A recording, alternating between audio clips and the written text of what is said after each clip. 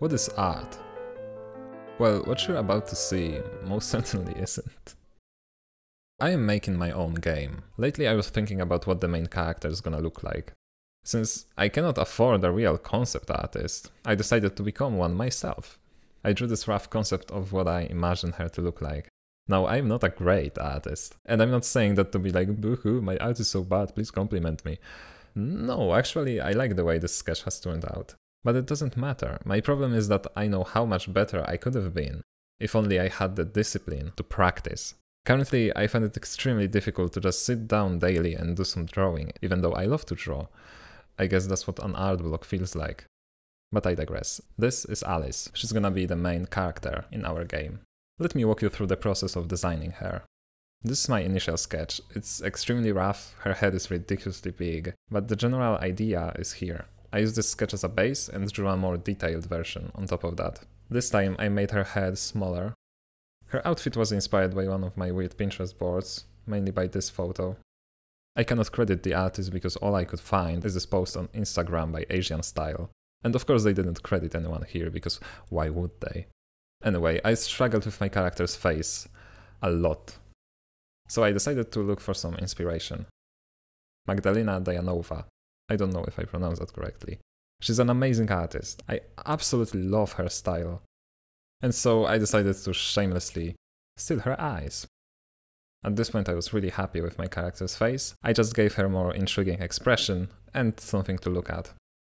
Meanwhile, I realized how weird her legs are.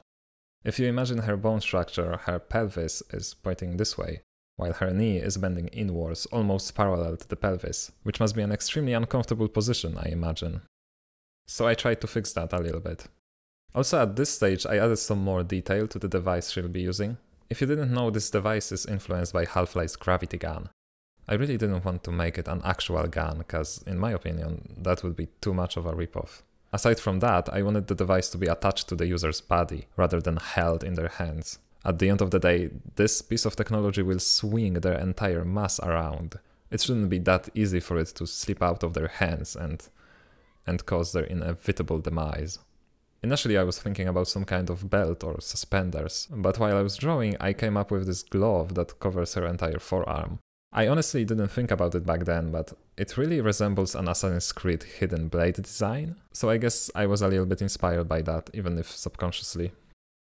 For the sake of my sanity, we're gonna ignore the fact that the Russells from Half-Life Alyx are also gloves. Back to the sketch. I had to redo her hair, so that she wouldn't look like some kind of samurai. I went with the all messy ponytail look. I think it works okay, if I do say so myself. At this point I wanted to leave this sketch as it was, but later I decided to go back and color it. And I'm really glad I did. Unfortunately I went with a black and white design for the device, and now it just looks like a portal gun. But you know what, screw this. All art is derivative and we're all gonna die, and I don't care anymore. We're just ripping every single game there is at this point anyway. Still, there's one fundamental problem with this character. My first game is meant to be simple, so it won't take too long to finish. And drawing animations for this character alone would take me a lifetime. That's why I'm gonna make it a little bit easier on myself and use pixel art. Only for now. This art style will serve just as a placeholder, and later we'll decide for sure in which art direction we want to go.